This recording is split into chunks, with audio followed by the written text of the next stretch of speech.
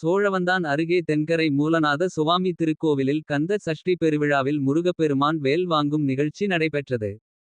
மதுரை மாவட்டம் சோழவந்தான் அருகே தென்கரை அகிலாண்டேஸ்வரி சமேத மூலநாத சுவாமி கோவிலில் 14ஆம் ஆண்டு கந்தஷ்டி பெருவிழா கடந்த வாரம் புதன்கிழமை காப்பு கட்டுகளுடன் தொடங்கி நடைபெற்று வருகிறது.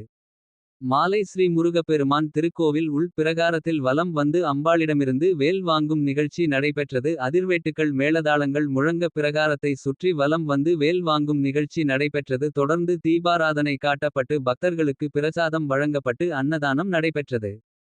தொடர்ந்து திங்கட்கிழமை மாலை சூரபத்மனை வதம் செய்யும் சூரசம்ஹாரம் நிகழ்ச்சி திருக்கோவில் முன்பாக நடைபெறுகிறது.